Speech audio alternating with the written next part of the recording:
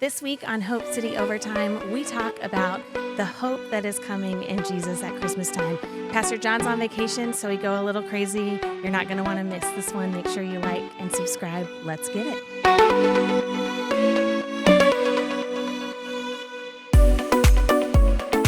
Welcome to Hope City Overtime, a weekly podcast where we take a little more time to dive into Sunday's message. And you may have noticed already that I am not sitting here with Pastor John. I'm sitting here with Pastor Jonathan. Yeah. But Pastor John and Jess are taking some much needed time off this week. So we're here to just criticize the mess out of his sermon. Yes. Yep, there's a lot. Absolutely. Yeah. So buckle up. This is going to be a long one. No, just kidding. But I am excited to be here with our two expression pastors, Pastor Jonathan from Hope City West and West Pastor side? Justin from Hope City North. North side. There you go. I like it. Not me. And I'm glad that we can sit here and chat. I thought before we even get into the message, we are kicking off a new series that's not really just a series because it's Advent, it's Christmas season, hope is born. And so I wanted to start by just asking you guys what some of your favorite traditions are that you do either with your families or with the church or both this time of year. All of it. I love all the traditions. I'm a very big Christmas guy, and You've got your red and you've got red Yeah. and green. I didn't even prep you for this. Yeah, my wife actually set a law in our house many years ago that was like, we have to get to Thanksgiving before I can like turn on Christmas music or decorations or anything. So I support that. I love it all. I don't know. You did say the other week, it's Christmas already, guys. That's because and we still always had a decorate week the before. church before Thanksgiving because we know we're going to come back I after. don't know. I said it Tuesday of Thanksgiving week. You felt it. I did. I enjoyed decorating. Yeah, man, now's the time, especially now. We figure out all the movies to watch. There's a bunch of cheesy ones, but there are some new ones now. I got a Sometimes you want a stack. little cheese Yeah, at Christmas. a little bit. You have to. A little bit. I got a stack, like literally shirts, sweaters, hoodies. That's all Christmas apparel. So I was like, I got to see how many I can get through. So it's just the little things I get to bust out. I kind of feel like this is a little Christmas. Yeah, I I normally think it wouldn't is. wear it. It's quite lovely. Yeah, I feel like I might cut down a tree with it. And Okay. That is, it does kind of give that, Yeah. like, we're going to go chop down our own Brawny. Christmas tree. Yeah. I will say our new tradition that we absolutely love, and I'm saying this because Pastor John here is such a huge fan. Our inflatable Bucky Christmas with the hat and everything. He's out in the front yard already. Oh, you got the possum? No, Bucky. What was the bucket? What Put is some it? respect on his name. Bucky's a beaver, right? Bucky the Beaver. From Bucky the Bucky's. From the Superstore convenience chain. It's just gas not, station store. Yeah. We are freaks for it. It's a for you. phenomenon, an experience, a gas Yeah. station experience. That too will pass. It's true. In the end of time, How Bucky's long will has not last, but how Jesus long will. has it been so popular though? Bucky's? like, has it always- Popular, probably the last like 2, 3, 4 years. Okay. But At they've least been around in this since the area. 80s. Like they Yeah. started in Texas. Okay. And they're just slowly making it this way. I've only been to Bucky's once, but I took a day trip just to go to Bucky's. Yeah. It wasn't on my way anywhere. It was the destination. Were you Yeah. disappointed? Were you? No, it was fun. We actually made a bingo board of everything that you're supposed to find at Nice. Bucky's and turned it into a game. Shout out to Katie Bergantino. Made I a have a day of list it. at home of all the Bucky's I've been to, so Cool. it's a few. I'm not like superstar Bucky yet, but I'm getting there. That sounds it. So when you're doing all this Christmas stuff, how do you, in the midst of everything, like there's school Christmas programs and work parties and all this stuff to do, how have you made Jesus stay the center, the focus, when it can get so crazy that like you blink and Christmas has come and gone? Or is that something that you're still Yeah. like wrestling with and it's constantly a battle? I will say it's a challenge. The reason it's a challenge is because I can say, man, Christmas is all about Jesus. But all the movies we watch and majority of all the music we listen to, everything that we enjoy about Christmas doesn't really reflect as much on him as it does on just the fun aspect, on Santa Claus, on everything else. So I think even in that time sometimes it's just out of conviction. It's like, but we understand what the heart of this thing is. And even down to me trying to communicate to the kids, I'm trying to put my own spin on why we do it, is like why we do gifts. Like, because it's like you got this picture of if it's someone's birthday party, those gifts are all ideally for them. So what sense does it make for Christ's birthday, we're giving each other all gifts and not figuring out the perfect gift for him? So I try to do a spin on how... Maybe I'll tell my family they're not getting gifts this year. My gifts are for Jesus. I try to do it like in his heart. Because he's such a giving God, I think when you're able to, out of love, give to others, like that's something that really honors him. So I think even for me, my motivation and why I do certain gifts, I try to reconnect that back to it is about him. But I think that's the only reason it's hard, because we say it's all about Jesus, but so many of the things we do really does not involve him. Yeah. I know for me, one of the things that I try to do as often as possible, and Sunday mornings here is a great example of it. I'm here early enough that the sun's not up yet. I can get into the building, there's nobody here, and I just turn on the Christmas trees in the lobby, and just to sit there and just slow down for a minute and go, Jesus, thank you. Like just literally taking those few moments to slow down and specifically point that out to myself, going, hey, take time to thank him. Take time just for a few minutes. And it's such a peaceful moment with just the tree, the glowing of the trees. I try to do it at my house as much as I can. Obviously, with children, it gets a little bit more difficult. But You always mess it up. yeah, always. So really trying to find those moments of reflection is what I've had to try to do to keep that centered. Yeah, I think it's challenging, and it's a lot easier for me because I live alone. So like I can set rhythms and I can like pop into family things and pop back out of them. But And give you a child anytime you want. I wasn't ruin asking that. for one. Okay. One of the things that I do that we did it every now and then growing up, but I actually keep an Advent wreath at my house.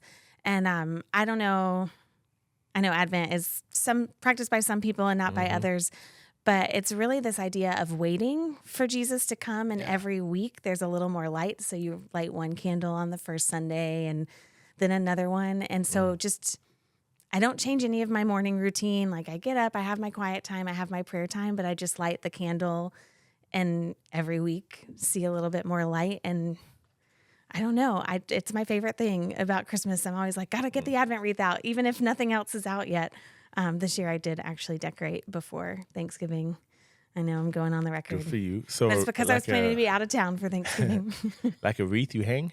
No, it sits on the table. Ah, okay. And then it has, it holds candles Yep. that stick up around it, and then there's a white That one makes in the much middle more for sense. Christmas. The other way sounds real dangerous if you were hanging it and Yeah, lighting it. I hang it on the door. And a lot of times people put them like on their kitchen tables. That's what we did growing up. But I have a table, but it's like a drop leaf table because I have a small apartment. So it's just on my coffee table, and I sit on my couch with my coffee, and Light it's it up. it's just kind of simple. But lovely. that's what I enjoy. Yeah. And listen to a little Christmas music.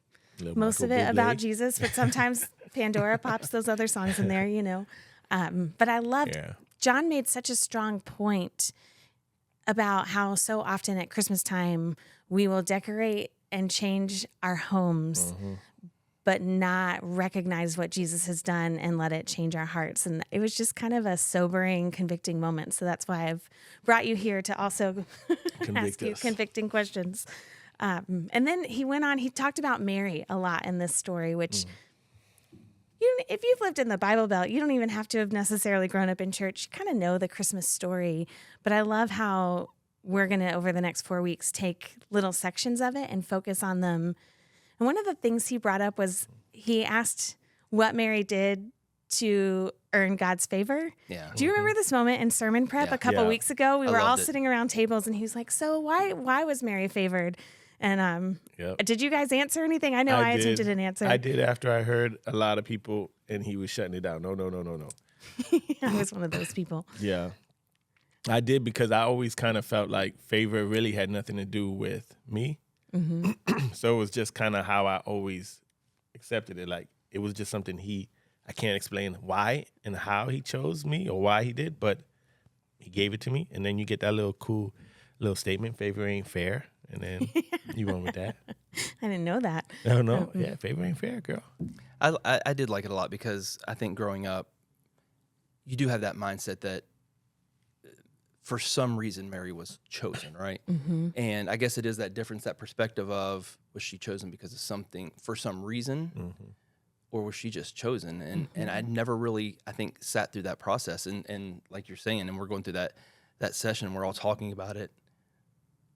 Yeah, it was like we literally kept coming up to this thing of like, it doesn't say there's a reason. Yeah. She just was. And I think it was just kind of one of those like, oh my gosh, like, I don't know that I never thought any other way, but I never thought of it specifically. Yeah. Yeah. And I think it changes the way we understand our own relationship with God and our own favor.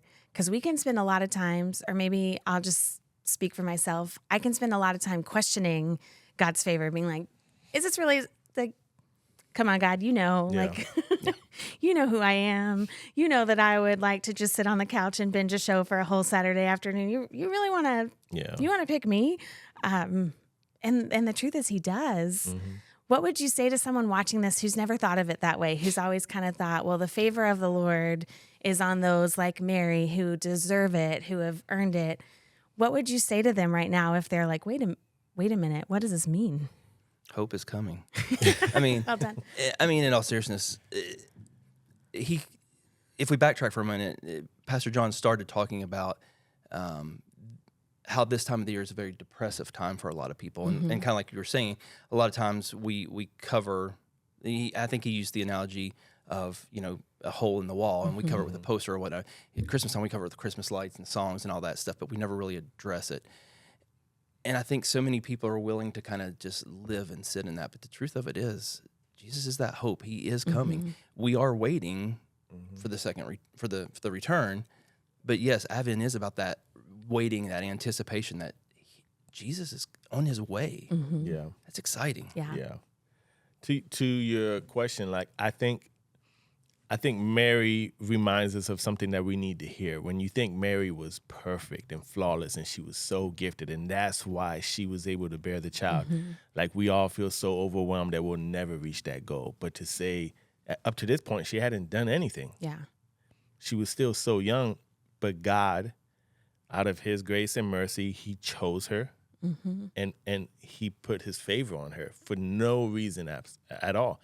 I think it just kind of helps us to bring people back, to help them to take this weight off of trying to earn anything from him, and to just realize, just be and be with him, and don't take this weight that if he chose this person for this task, it doesn't mean that you weren't good enough. It's no different than the parable with the talents. We can easily think the person that got 5 talents was probably so gifted. He just chose to give that person 5. He chose to give that person 3.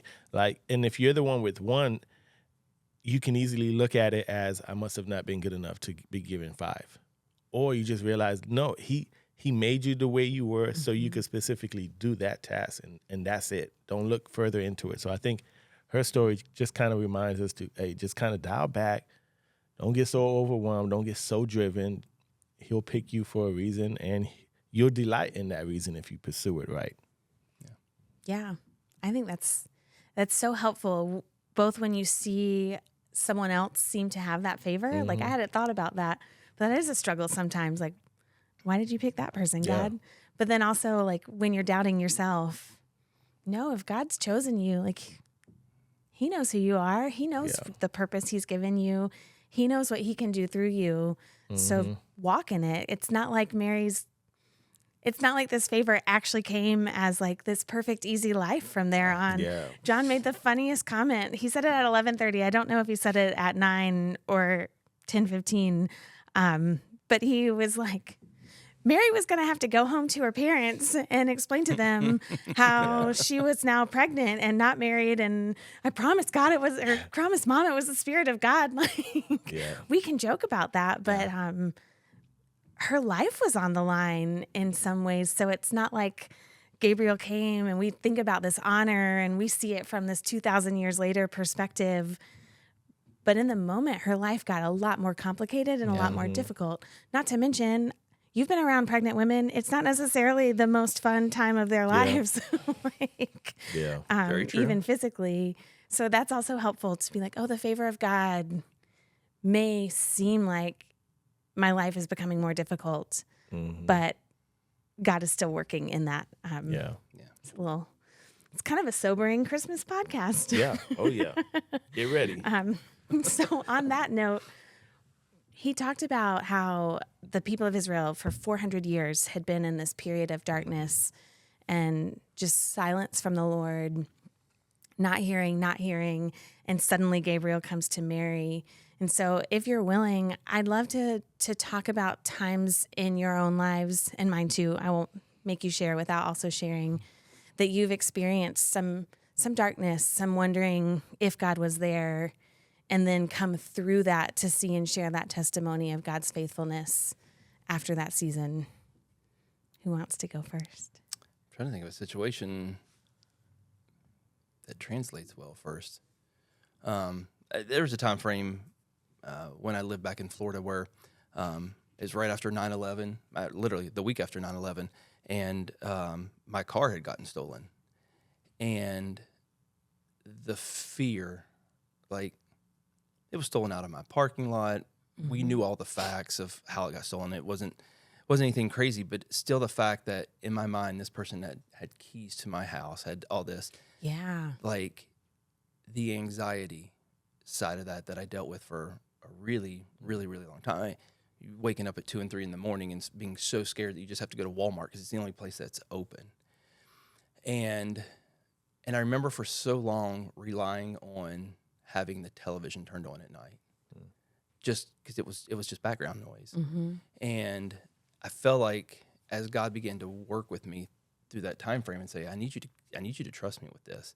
It was that step of, excuse me, turning off the television at night, and taking that every little step and just having that trust and faith. I had to fall back on everything that I had been taught and knew, had experiences with, and go, okay, if I'm going to believe in you, like I say I do, then I've got to take that small step, So for me, I always translate that to more of just a literal physical sense about, like, just anytime I'm going through a struggle, anything I'm going through something, I've got to get myself to the point where I can take that first small step. Yeah.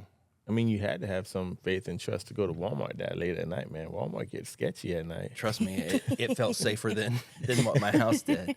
And the funny thing is, I was on a 3rd story, so it's like there's nobody breaking in the windows. Yeah. I didn't have to worry about that, but it's a very scary time for me. I feel like I keep going back to this one story, and I keep feeling like I keep saying it, but it is really new still for me.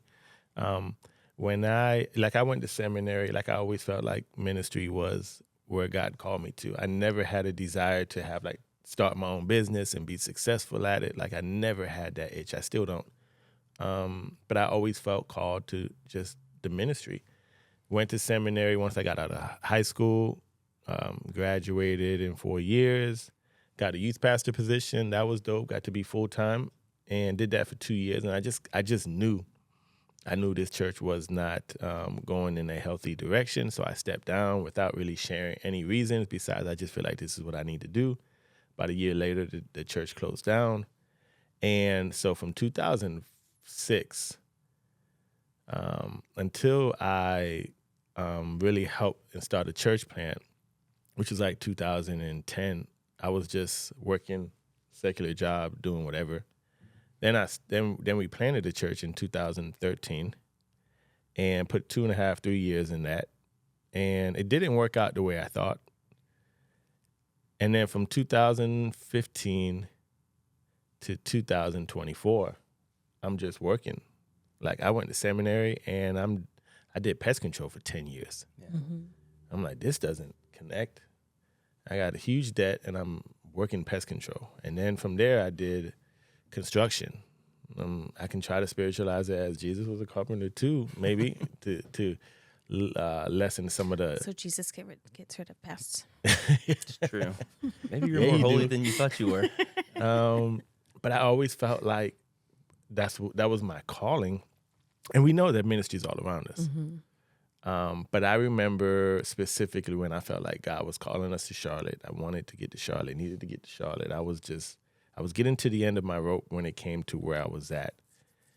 And I remember just hitting a place where I just lost hope that it would happen. I stopped hoping for an opportunity for full-time ministry again. And that becomes a very dangerous place when you lose hope. Yeah. So when people wanted to get excited and talk about God's dreams and plans and purpose, I always intentionally chose to bow out of that conversation, because what I did not want to do is dishonor God and just start spewing all my frustrations on other people and kind of taint their hope and dream, because I kind of lost mine. To see God start moving again and then this opportunity to kind of come out the blue in a sense. I was thankful that I still held on to some form of hope that God could, but I was white knuckling it, and I almost let go of it just because I couldn't see how it was going to happen. You got to know people for doors to open up. They're just not going to randomly come to you. And I know what it's like to feel like you need hope and you don't really know how to hope, and to then experience hope again, it's life-changing. So I really connect and resonate with folks when they feel like their hopes, their dreams are just are gone, especially when they feel so certain they knew they were called for it, and yet still I feel like I'm being benched. It's a challenging place, but it draws you so much closer to the Lord if you're willing to just trust Him and walk through it. Yeah. I feel like mine was kind of similar to that, a little bit different. I had always, not always, but from the moment that I was exposed to life overseas, wanted to be a missionary, and went through some health struggles that made that impossible, and then finally got to a place where my doctors were on board. I had an opportunity.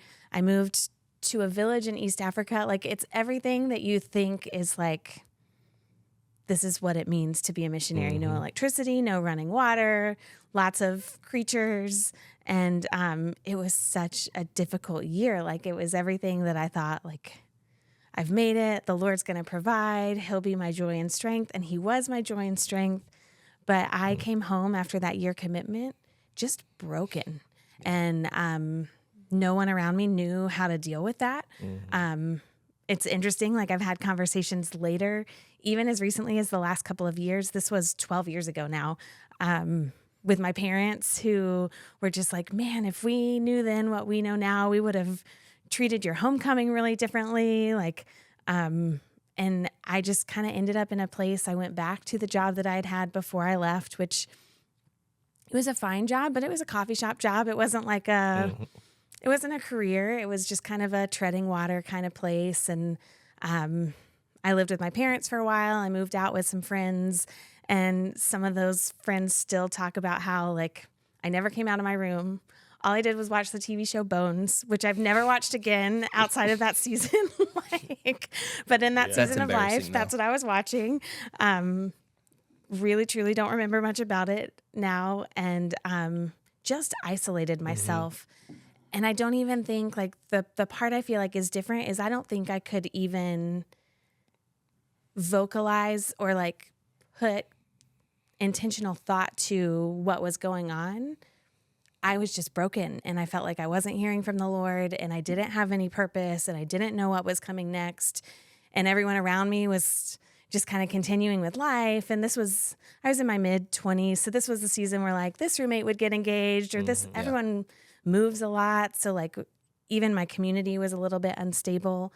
And it wasn't like there was a moment where all of a sudden, it wasn't like a Gabriel, suddenly everything is bright and you have to adjust. For me, I think it was a little bit more of kind of a slow progression.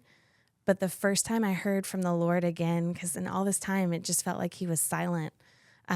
Probably a lot of that was actually my own stuff. I wasn't being open with Him about everything. But He challenged me to give everything away. So before before I knew what was coming next, I just knew that I was supposed to give away all my books, which if you know me, like I'm a book hoarder. We call ourselves collectors, but I now, after this season, own over 500 books and love them all. And Potato. yeah. Whatever.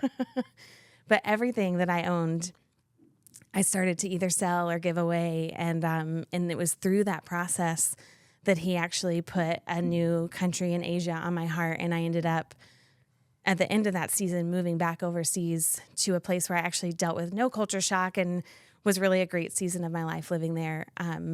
But in that darkness, it really felt like, had I ever heard from the Lord before? Was I making all of that up in my head? And I had to just go on what I knew to be true, even though it felt like I'm not hearing from God. I don't know what's going on. Maybe I'm crazy. Maybe I was always crazy. And yet he was still there. So was the brokenness due to how hard that time was, I or think being so. back, having to It come was back? kind of both. I mean, I knew I was only there for a year when I left. It was kind of that, I'm a very logical person. So it's like, I'll give you everything, God, but I'm going to do it 1 year at a time. Yeah. Like, make sure if I've never been there before that this is something I can do. And there wasn't really a long-term option to go back to where I was. So it wasn't, there was no feeling of like, why do I have to be back?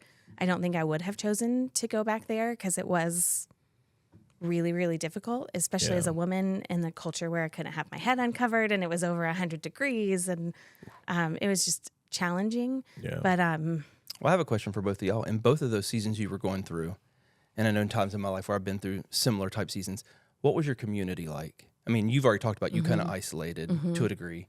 But what was your actual community like? Because that's the one thing, as we've gone through this whole merger and the transition, is how we're trying to build community stronger.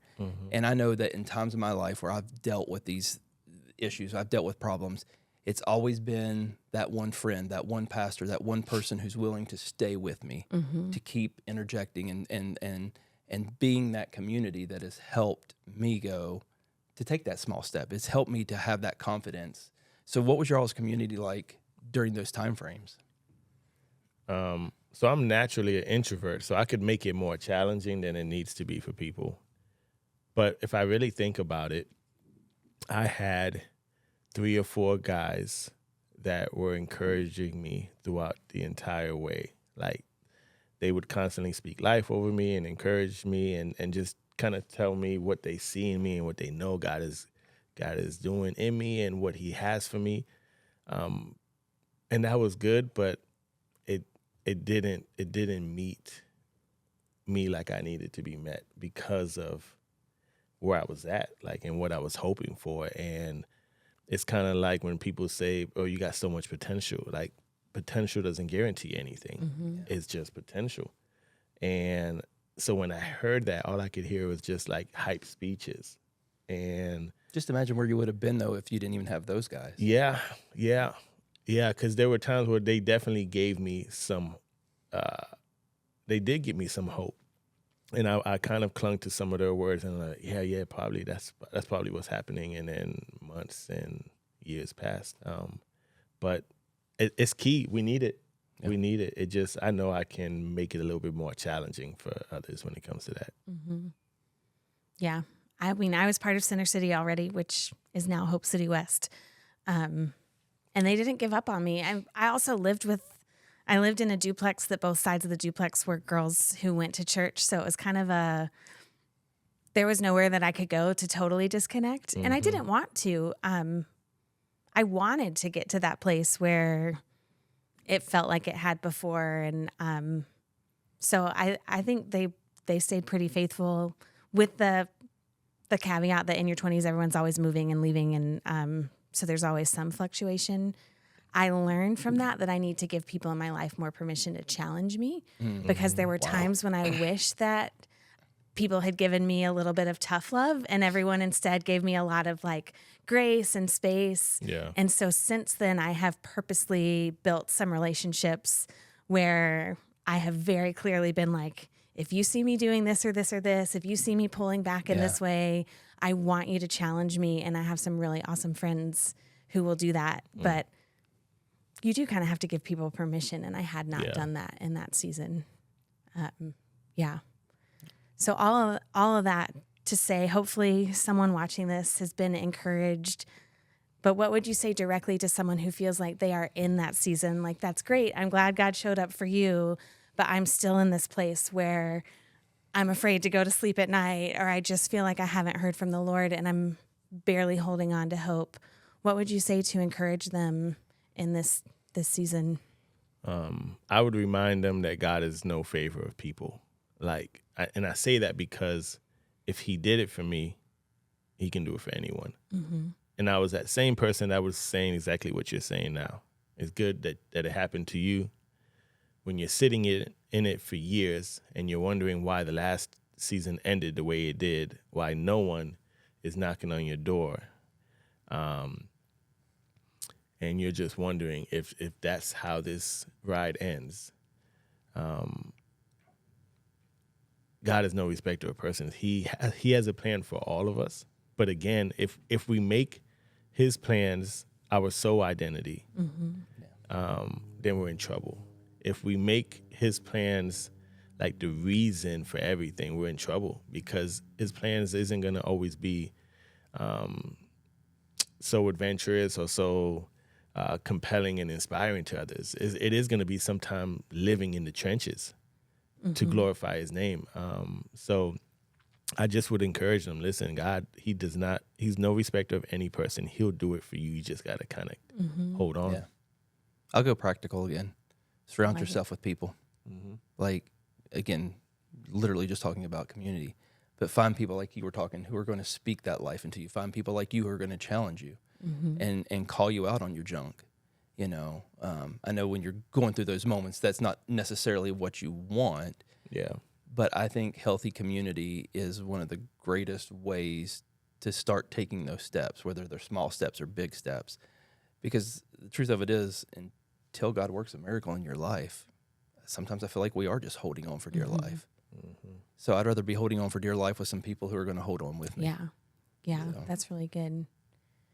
I think the thing that I would take away from this is the encouragement that you're not alone. It's all through Scripture.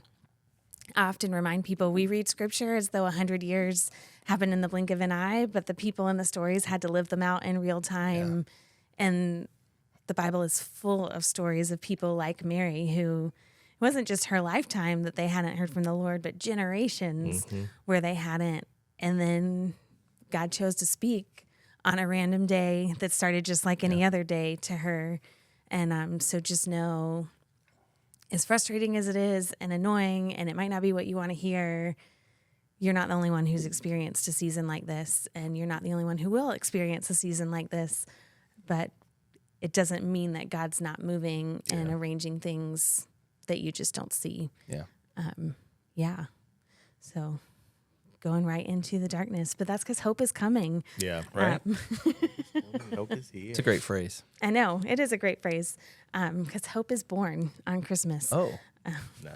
that was a segue. That should Well, be it was just the name of the series, that but should it, be a sermon series. Oh, there. yeah, it's also we're going to take an ad break in this podcast. It's also a show that we're doing. Hope is Born on Wednesday, December 11th at the Parr Theater at CPCC in Uptown Charlotte. We want you to buy tickets because all we've got is the seats that they have, and that is coming a week from the day that this drops. So make sure we're going to put a description in the link, or a link in the description.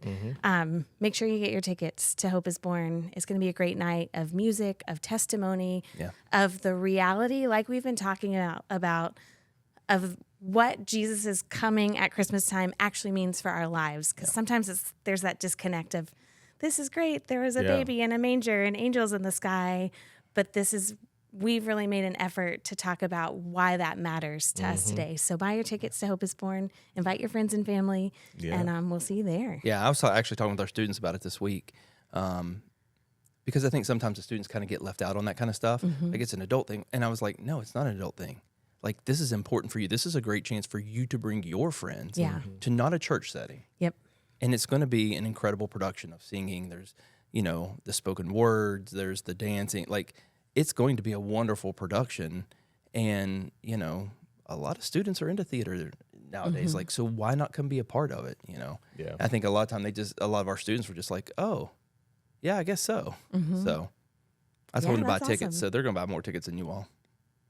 Got to get them while they're Let's go, here. right? Yeah. So this ad break was brought to you by Hope is Born. I feel like we're a real podcast now. Wait, did we do an ad break provided by the same people? Never mind. This is what happens when Pastor John is away. Back to the message, hope is coming. John talked about how there's hope in the name of Jesus, hope in the position of Jesus, and hope in the eternal reign of Jesus. Which one personally stood out to you the most when you were listening to the message? And talk a little bit about why.